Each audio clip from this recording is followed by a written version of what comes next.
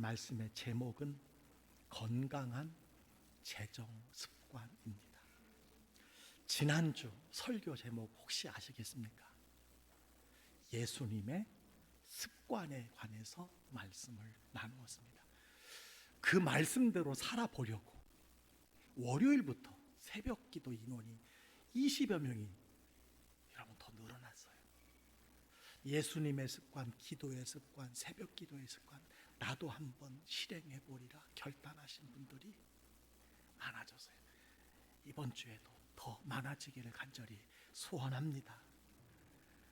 새벽 기도 1호 3명 하나님께서 허락해 주시기를 간절히 소원합니다. 인간은 습관의 존재라고 했습니다. 습관이 무서운 것입니다. 한 사람이 장거리 기차 여행 중에 있었다고 합니다. 피곤에 지친 친구가 의자에 기대어 고온히 자다가 갑자기 펄떡 일어나더니 외쳤다고 그래요. 아이고, 하마터면 수면제 먹는 것을 잊을 뻔했네. 그 친구가 황급히 수면제를 입에 털어넣고 다시 잠을 청하기 시작했다라는 겁니다. 습관이 무서운 겁니다. 습관은 마음의 근력 훈련이라고 했습니다. 인생은 다른 것이 아니라 습관의 누적이라고 그랬어요. 성공적인 습관, 실패할 수밖에 없는 습관. 도대체 습관이 얼마나 중요하면 100만 불짜리 습관이라는 책이 있을까요? 따라서 좋은 습관을 갖기 위해서는 많은 아주 작은 반복의 고통을 견뎌내야 한다고 생각합니다. 좋은 습관은 키우고 나쁜 습관은 버리는 결단이 필요하다라고 하는 것입니다. 오늘은 습관 중에서 재정의 습관에 대해서 생각해 보려고 합니다. 여러분, 재정, 물질 습관에 대해서 설교하는 것을 여러분은 어떻게 생각하십니까? 아니, 강단에서, 교회에서 재정을 설교한다고요? 물질을 설교한다고요? 돈에 대해서 설교한다고요? 경건하지가 않은 것 같습니다라고 생각하는 분이 있을 것이라고 여겨집니다. 여러분, 중요한 것은 성경이 재정에 대해서, 돈에 대해서, 재물에 대해서 어떤 태도를 취하고 있느냐라는 거예요. 성경이 말하면 강단에서 선포해야 합니다. 예수님이 그것을 말씀하셨으면 강단에서 설교가 돼야 합니다. 여러분, 예수님의 비유 설교의 3분의 1이 재정과 관련된, 재물과 관련된 말씀이었다는 사실을 기억하시기 바랍니다. 믿음에 관한 말씀이 215구절, 구원에 관한 말씀이 218구절, 재정의 말씀이요 무려 10배입니다. 2489번 언급을 하셨다는 거예요. 자, 그렇다면 왜 예수님께서 믿음과 구원에 관한 말씀보다 재정에 관해서, 돈에 관한 말씀을 10배나 많이 하신 이유가 무엇일까요? 재정은 세상적이고 육적인 문제가 아니라 영적인 문제라는 거예요. 가정의 문제입니다. 신앙생활에 가장 큰 영향을 주는 요소가 물질이기 때문에 우리 교회에서도 동일한 현상입니다. 물질 때문에 영적인 문제가 되고 가정이 흔들리고 신앙생활이 흔들리는 사람들이 가장 많이 있습니다. 무엇 때문에? 물질 때문에, 재정 때문에. 오늘은 성경적 원리를 따라 건강한 재정 습관을 여러분과 함께 나누고자 합니다. 중요한 것은요, 첫 번째 습관이 가장 중요한 습관이고 이것이 선결되어야 할 습관이라는 거예요. 첫 번째 습관이 전제될 때 그 다음 습관, 그 다음 습관이 형성될 수 있고 우리의 재정이 탄탄해질 수 있다는 사실을 먼저 기억하시기 바랍니다. 자, 성경에 근거한 재정 습관을 통해서 우리 광주교회 모든 성도님들의 재정의 복을, 재정의 부유함을 누리시기를 주의 이름으로 축복합니다. 그 첫 번째 습관이 있습니다. 재정의 주인이 하나님이심을 고백하고 감사하는 태도의 습관이에요. 모든 재정에 대해서 감사하는 태도. 이것이 우리의 첫 번째 습관이 되어야 한다라는 것입니다. 여러분, 이것이 왜 건강한 재정의 성경적 원리를 세우는 가장 중요한 첫 번째 이유일까요? 하나님 외에 세상의 그 어떤 것도 여러분을 영원토록 지켜줄 수 없기 때문입니다. 여러분, 예를 들어 건강이, 명예가, 돈이 영원히 여러분을 행복하게 해줄 수 있습니까? 여러분을 영원히 지켜줄 수 있습니까? 아니라는 거예요. 여러분, 모세의 유언이라고 할 수 있는 신명기에는 모든 것이 하나님으로부터 왔고 하나님이 재물 얻을 능력을 주셨다는 사실을 기억하라고 했어요.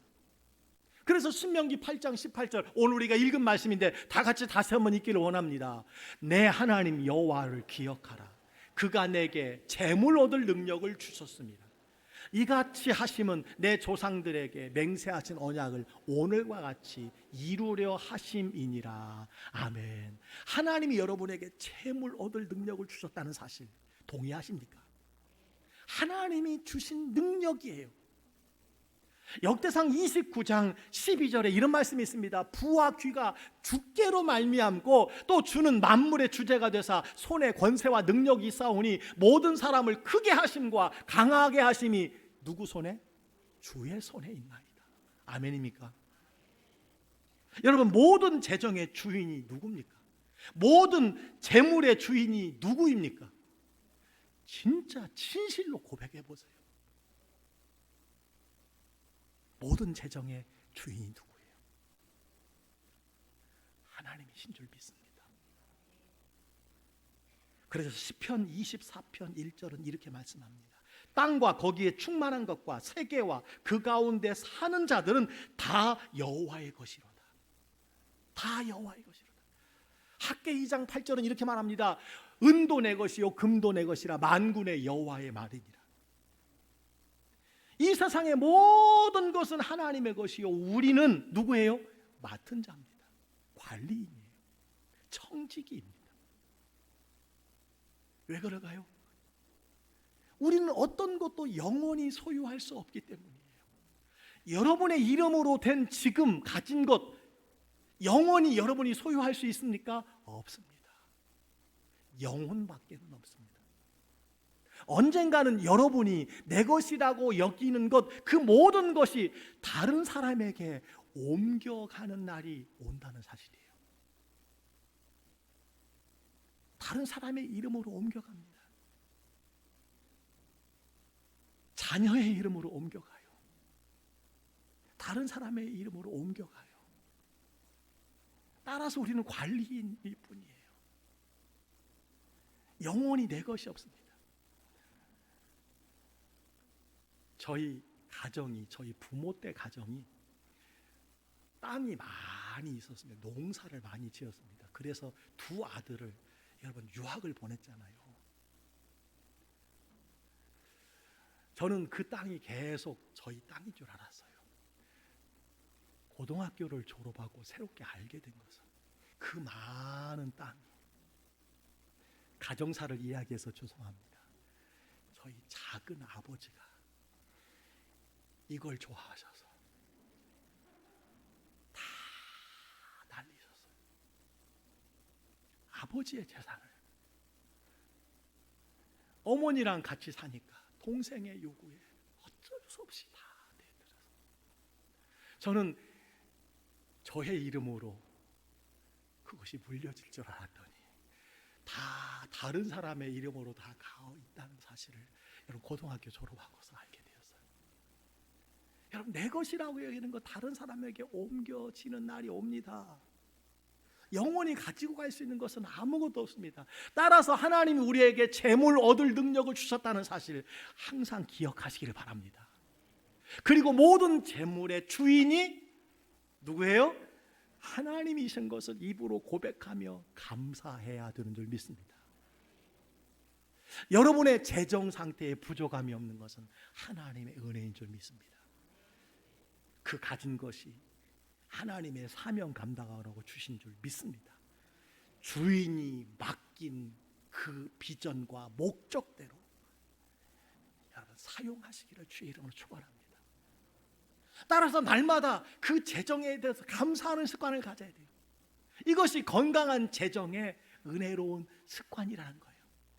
주님, 모든 것이 주께로부터 왔습니다. 감사합니다. 찬양합니다. 영광을 올려드립니다. 모두 다 주님의 은혜입니다. 주님 은혜 아닌 것이 없습니다. 늘 감사, 찬송, 영광을 하나님 앞에 올려드리는 여러분 되시기를 주의로 축원합니다. 재정의 주인이 하나님이신 것을 우리가 고백하는 태도, 이것이 가장 중요한 거예요. 두 번째 습관이 있습니다. 재정의 축복은 정직하게 얻은 재물이어야 한다라는 거예요. 정직하게 재물을 얻는 습관을 가져야 된다라는 말씀입니다. 하나님은 거짓을 축복하거나 속이는 자나 훔치는 자를 돕지 않습니다.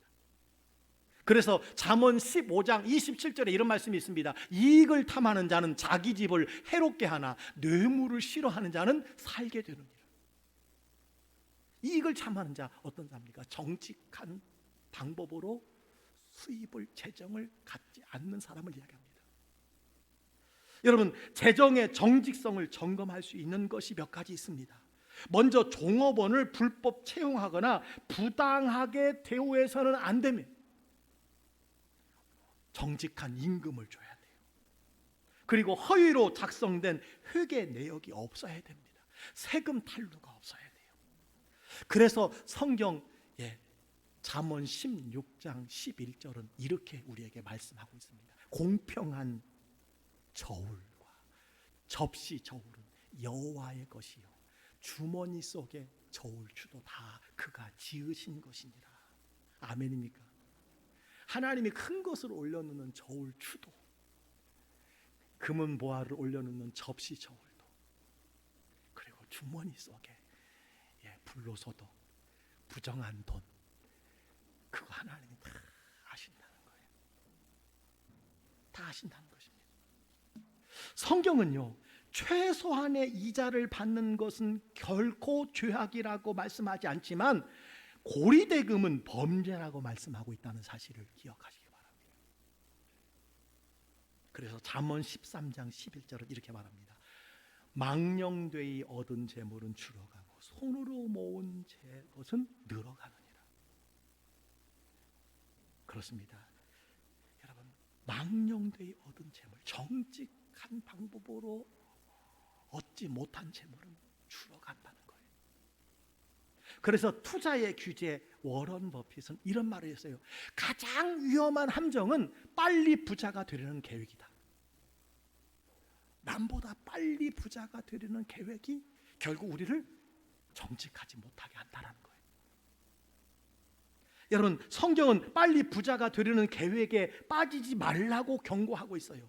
빨리 부자가 되려는 사기에 빠져들지 않는 몇 가지 원칙이 있습니다.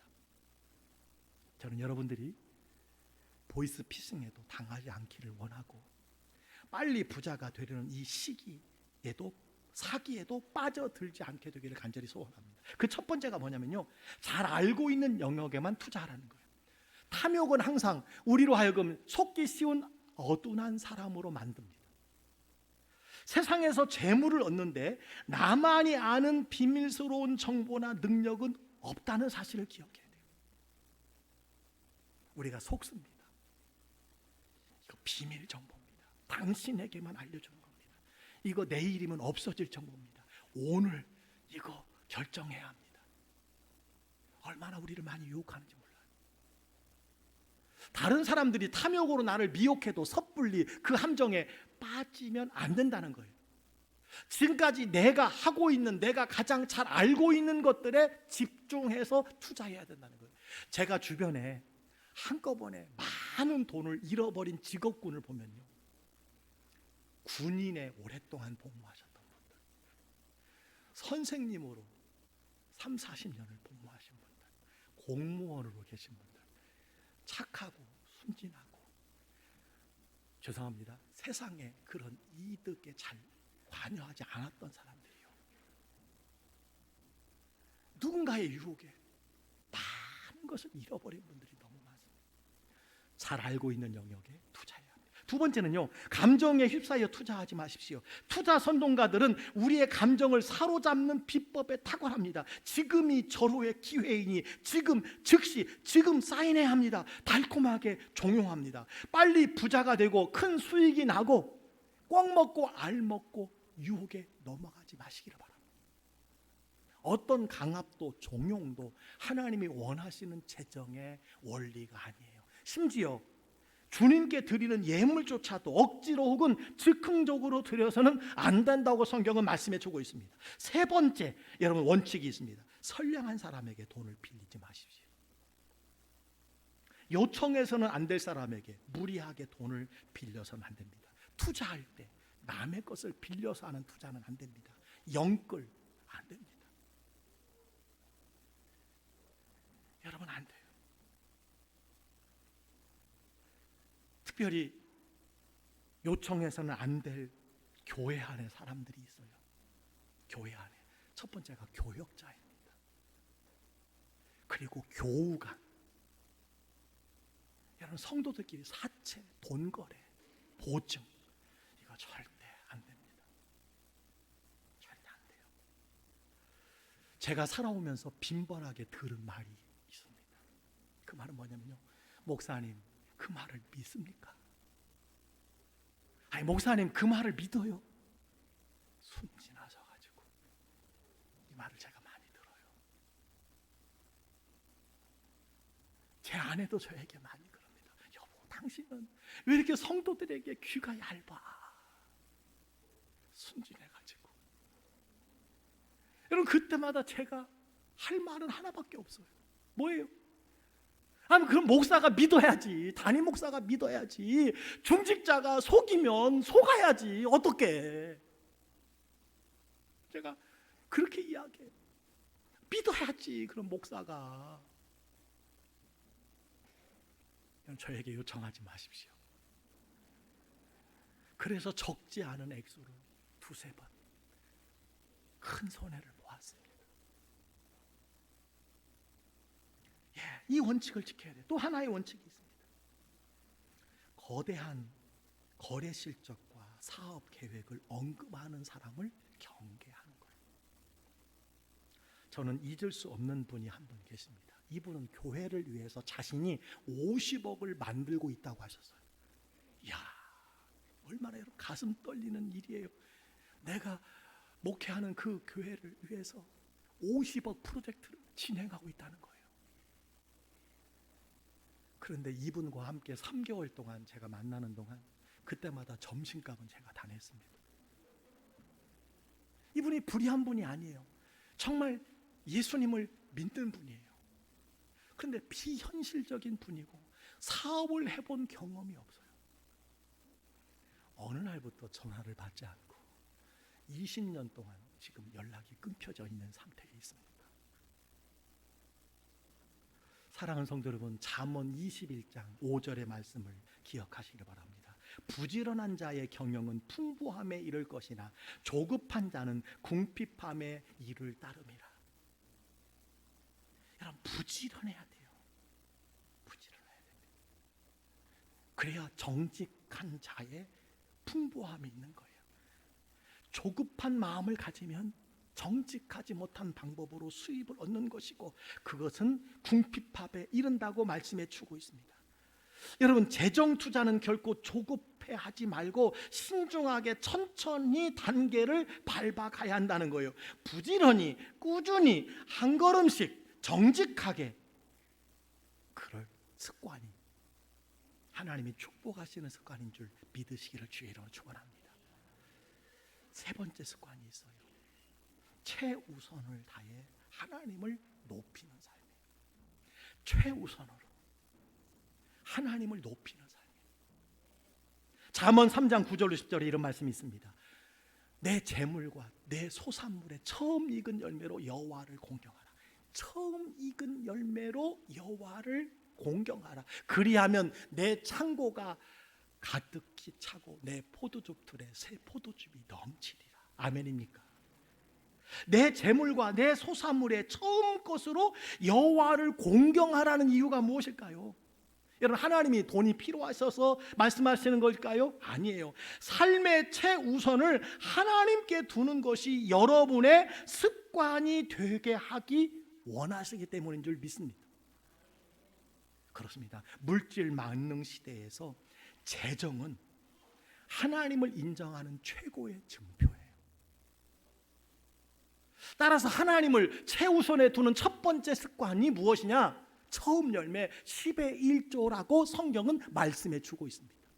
여러분에게 하나님을 삶의 첫 자리에 모시는 것을 가르치기 위하여서 첫 열매를 말씀하고 있고 10의 1조를 말씀해 주고 있습니다. 따라서 10의 1조 생활은 건강한 재정의 뼈대와 같은 생활 습관이에요.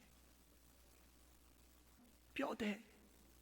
여러분, 뼈대 없는 건물, 뼈 없는 육체 생각을 해보세요. 이것이 재정의 뼈대와 같다는 거예요. 그렇습니다. 11조는 하나님을 경외하고 영혼 구원하는 데 드리는 예배 행위예요. 그래서 말라기 3장 10절, 우리가 잘 아는 말씀이에요. 우리 다 같이 한번 읽어보겠습니다. 만군의 여호와가 이르노라, 너희의 온전한 11조를 창고에 들여 나의 집에 양식이 있게 하고 그것으로 나를 시험하여 내가 하늘 문을 열고 너희에게 복을 쌓을 곳이 없도록 붙지 아니하나 보라. 하나님을 시험해 보라는 거예요. 시험해 봐라. 하나님을 시험하는 것은 아주 나쁜 일입니다. 그러나 하나님이 유일하게 나 시험해봐, 그 말씀이 11조에 달려 있습니다. 여러분, 11조를 드리는 창고가 어디일까요? 하나님을 경외하는 예배예요. 여기 나의 집에 양식이 있게. 나의 집은 어디일까요? 내가 섬기는 교회입니다. 내가 섬기는 교회. 내 가족의 교회가 아니라 내가 섬기는 교회. 말라기 선지자는요, 흑암의 시대에 하나님을 경외하는 법이 10의 1조라고 했어요. 하나님을 경외하고 하나님을 가장 높이는 삶의 습관이 11조 생활이다라고 그렇게 말라기에 기록하고 있음을 보게 됩니다. 여러분, 고린도전서 16장 2절에 이런 말씀이 있습니다. 매주 첫날이 언제예요? 매주 첫날 주일에 각 사람이에요. 부부, 자녀, 뭉뚱그런 것이 아니라 수입이 있는 각 사람, 그 이름으로 여러분 예물을 드려야 돼요. 수입에 따른 겁니다. 하나님은 다소를 보지 않아요. 많고 적음을 보지 않아요. 그래서 과부의 2렙돈을 칭찬하셨어요. 사도행전 6장에 보니까 아나니아와 삽비라 땅을 팔았어요. 밭을 팔았어요. 아마 지금 돈으로 수십억 되었을 겁니다. 일부만 그가 취했어요. 그리고 다 드린 것처럼 했어요. 성령을 속인 것이 되어서 그 자리에서 부부가 직사하고 말았다는 것을 성경은 기록하고 있습니다. 여러분, 수십억을 드렸을 거예요. 수억이 되었을 거예요. 그 중에 조금 가졌어요. 하나님의 심판이 있어서. 무슨 말입니까? 수입에 따라 드리지 않고 하나님을 속였다는 거예요. 모아두어서, 오늘 성경 말합니다. 모아두어서라는 말은요, 충동에 의해서 드리지 말라는 말씀입니다. 계획과 준비가 필요하고 그 모든 과정이 예배의 행위라고 말씀하고 있음을 여러분 보게 됩니다. 제가 이 말씀을 준비하면서 우리 교회에 한 달 동안에 10의 1조 명단의 숫자를 제가 점검해 봤어요. 평균 한 달에 450명의 이름으로 10의 1조가 드려집니다. 제가 곰곰이 생각해 보니까 일 안 하시는 분도 계시고, 또 우리 아이들 중에 11조 훈련이 안 된 분도 계시고, 또 어르신들 분께서는 또 10의 1조의 양이 작을 수는 있습니다. 그러나 중요한 것은 평균 450명이에요.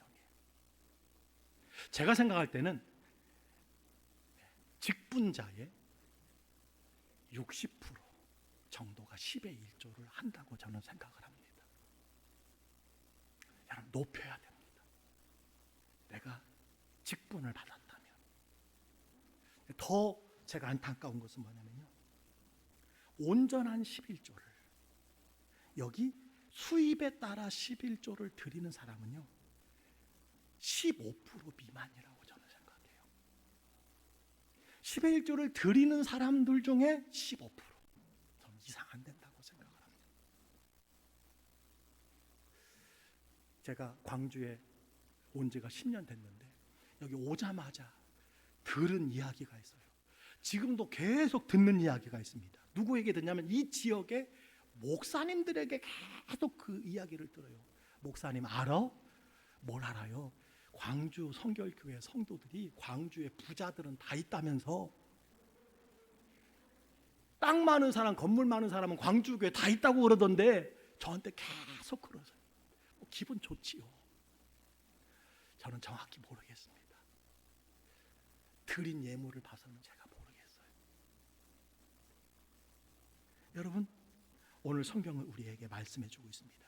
최우선을 다해서 하나님을 높이는 삶, 그것이 10의 1조라는 것을 말씀해 주고 있고, 예물을 드릴 때에 여러분 이 원칙, 각자가 수입에 따라 모아두어서 드리는 것, 이것이 습관이 되기를 주의 이름으로 축복합니다. 제일 아멘 소리가 적은 것 같아요. 네 번째 습관이 있습니다. 지혜롭게 저축을 해야 합니다. 여러분, 건강한 재정 습관에는 제가 말한 순서가 중요하다고. 순서. 첫 번째부터 세 번째까지, 재정의 주인인 하나님을 감사하고 높이는 것.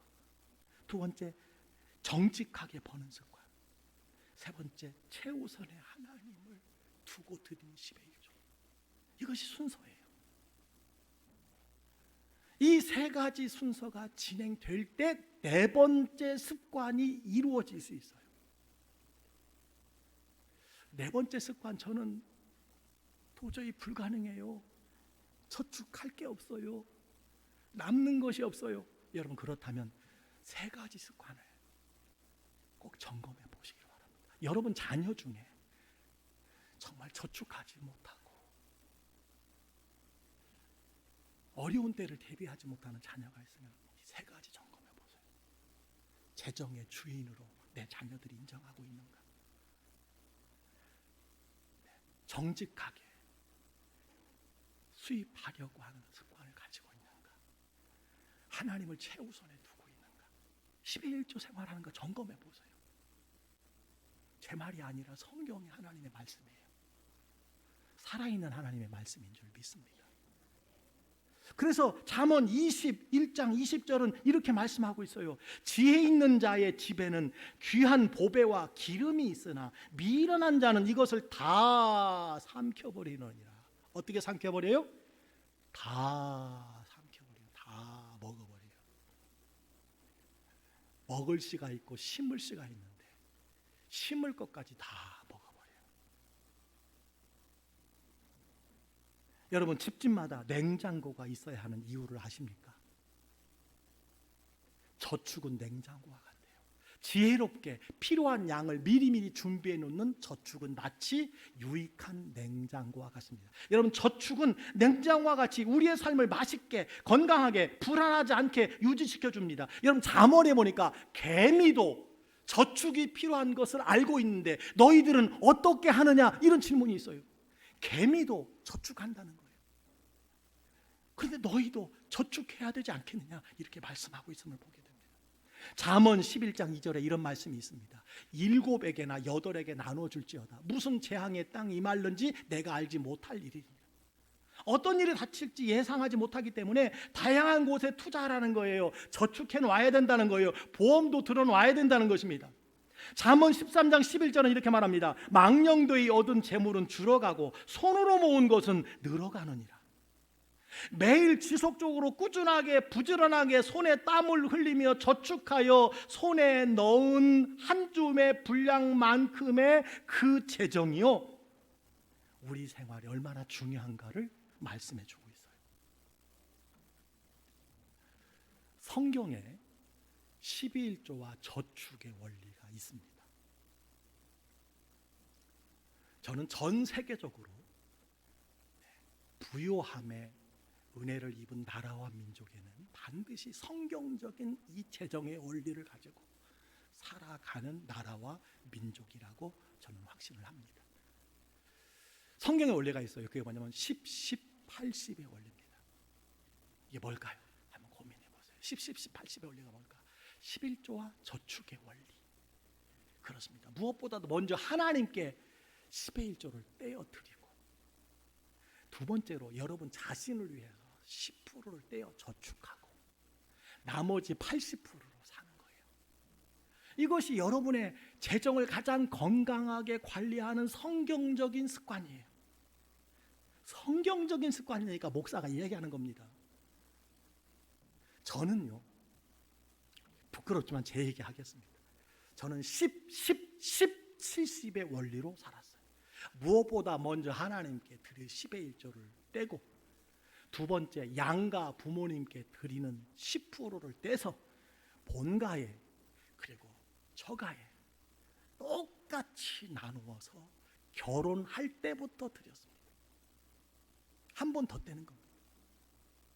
그리고 10% 저금하고, 그리고 70%를 가지고 또 감사에 헌금하고, 구제에, 선교에,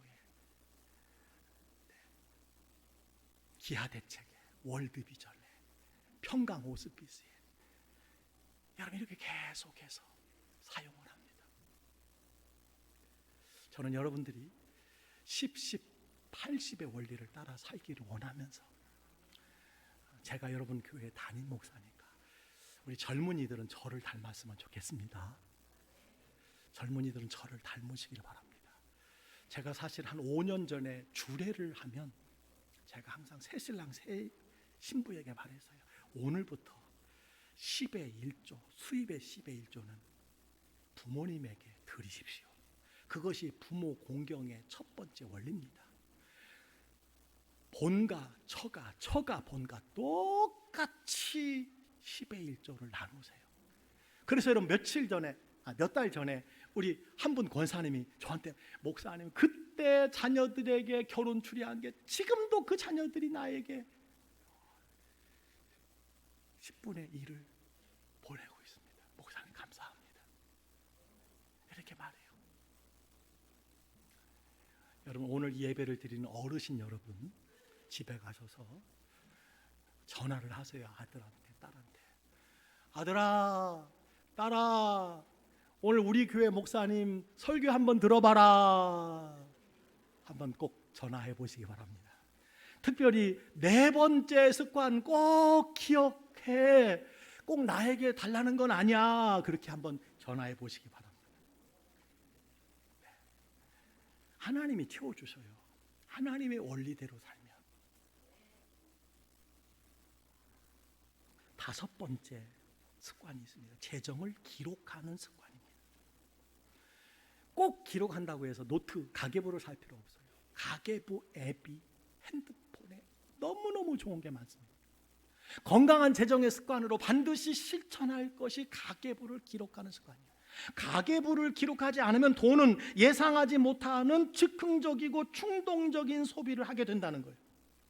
누구나 긴급한 상황을 맞이하기 전에 준비하고 대비하는 것이 가계부를 쓰는 것입니다. 수입이 얼마인지, 돈이 어떻게 사용되는지, 빚이 얼마인지 파악할 수 있기 때문이에요. 저는 개인적으로 빚이 없지만 우리 교회가 교회 사업을 지속적으로 하다 보니까 차입금이 있어요. 저는 그 차입금 액수를 자주 봅니다. 자주 봐요. 사실 목사라고 하는 직업이요, 다 빚 가운데 걸어가는 사람들입니다. 무슨 빚? 이 빚이 아니라 돈, 빚, 다 빚 가운데. 그래서 여러분 목사들을 다 뭐라고 부르는지 아십니까? 빛의 사자들이라고 부릅니다. 빛의 사자들이요, 빛의 사자들. 제가 그러면도 빛의 사자입니다. 네, 성경은 그것을 기록하라고 했어요. 빚도 기록해야 돼요. 잠언 27장 23절 24절에 이런 말씀이 있습니다. 내 양떼의 형편을 부지런히 살피며 내 소떼에게 마음을 두라. 대저 재물은 영원히 있지 못하나니 면류관이 어찌 대대에 있으랴. 그 당시에는 은행이 없었어요. 부의 평가가 소떼와 양떼의 숫자였어요. 따라서 소떼와 양떼를 아침과 저녁으로 숫자를 세라는 거예요. 자신의 재정을 부지런히 살피라는 거예요. 잠언 23장 5절에 보니까 이런 말씀이 있습니다. 내가 어찌 허무한 것에 주목하겠느냐. 정령이 재물은 스스로 날개를 내어 하늘을 나는 독수리처럼 날아가리라. 여러분, 기록하지 않으면 한순간에 재물이 날아가 버린다는 거예요. 이게 하나님의 경고입니다. 여러분, 미국 돈 달러에 독수리가 그려져 있어요. 그 이유가 성경적입니다. 깨닫게 하라는 거예요. 가계부를 기록하지 않으면 순식간에 독수리처럼 날아가 버려. 이걸 기억하라는 의미라고 합니다. 여섯 번째 습관이 있습니다. 소비 지출 계획을 미리 세우는 겁니다. 대부분의 사람들은 소비에 대한 계획을 세우지 않았습니다. 충동적인 소비는 가장 나쁜 재정의 습관입니다. 여러분, 세상은 온통 소비의 현란한 미혹의 현장입니다. 여러분, TV를 들어보세요. 채널과 채널 사이에 TV 홈쇼핑이 얼마나 많아요. 얼마나. 그냥 지나칠 수가 없어요. 저는 가장 많이 보는 게, 눈길이 가는 게 여행 상품이에요. 야, 여행 상품이 얼마나 많은지 제가 거기에 빠져들어요. 막 가고 싶고, 야, 저기 너무너무 좋다. 여러분, 어때요? TV 쇼핑 그거 입으면 막 모델처럼 멋있을 것 같고, 그거 들으면 그냥 사람들이 와 우러러볼 것 같고, 여러분, 그런 미혹의 현장이 TV입니다. 그래요. 따라서 우리가 소비 계획에 있어야 된다는 거예요. 무엇이 내가 가진 것에 만족하지 못하게 만드는 것일까요? 더 많이 갖는 것이 나를 행복하게 만들어주고, 더 많이 갖는 것이 나를 중요한 사람으로 만들어주고, 그래서 우리가 그래도 명품 하나 정도는 여러분 다 가지려고 얼마나 애를 쓰는지 몰라요. 그러나 잠언 21장 20절은 이렇게 말합니다. 지혜 있는 자의 집에는 귀한 보배와 기름이 있으나 미련한 자는 이것을 다 어떻게 해요? 삼켜버리느니라. 다 삼켜버려요. 여러분, 지혜자 솔로몬은 어리석은 사람은 돈을 벌자마자 다 써버린다는 거예요. 다 써버려요. 마지막 습관 한 가지 여러분 살펴보기를 원합니다. 모든 것을 하나님께 맡기는 것입니다. 자, 다 같이 한번 읽을까요? 시작. 모든 것을 하나님께 맡기는 것입니다. 하나님께 맡기는 것만큼 하나님께서 내 삶을 맡아주셔요. 맡기는 것만큼. 잠언 16장 3절은 말합니다. 너의 행사를 여호와께 맡기라. 그리하면 내가 경영하는 것이 이루어지리라. 여러분, 행사를 맡기라는 거예요. 여러분의 사업을 맡기라, 생업을 맡기라, 가정을 맡기고 자녀를 맡기고, 여러분의 행사를 주님께 맡기라는 거예요. 여러분의 경영을 맡기라는 겁니다. 주께서 어떻게 해주신다는 거예요? 이루어 주시리라. 아멘. 이루어 주신다고 그랬어요. 이루어 주신다. 맡기는 만큼 이루어 주시는. 여러분, 그래서 목욕탕에 그런 경고가 있잖아요. 귀중품을 카운터에 맡기세요. 맡기지 않은 물건은 책임지지 않습니다. 목욕탕에서도 여러분 맡기지 않으면 책임지지 않아요. 하나님도 맡겨야 우리에게 이루어 주시는 줄 믿습니다.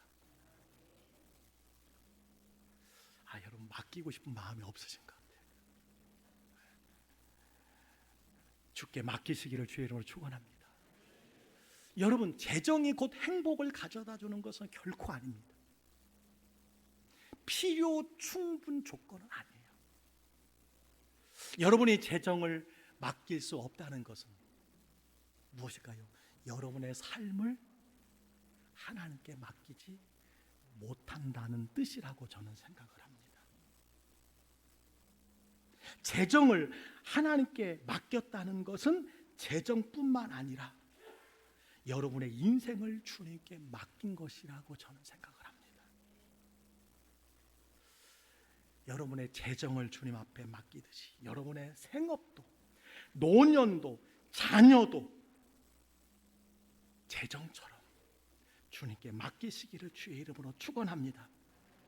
따라서 하나님이 주신 모든 선물을 주께 맡기시기를 주의 이름으로 축원합니다. 맡기세요. 마태복음 6장 20절에 이런 말씀이 있어요. 오직 너희를 위하여 보물을 하늘에 쌓아두라. 여러분 잘 보세요. 예수님은 재정을 땅에 쌓아두지 말고 어디에 쌓아두라? 하늘에 쌓아두라. 하늘에. 이 세상에서 부유자는 많지만 하늘에 쌓아두는 사람은 많지 않아요. 저는 여러분들이 이 세상에서도 하나님이 물질의 부유함의 능력을 은혜를 주신 것을 감사하면서 하늘에도 쌓기를 주의 이름으로 축원합니다. 여러분 이것이야말로 여러분을 위하여 하나님께 안전히 맡기는 거예요. 말씀을 보세요. 오직 누구를 위하여? 너희를 위하여. 여러분 교회를 위한 것이 아닙니다. 하물며 담임 목사를 위한 거 아니에요. 여러분 아닙니다.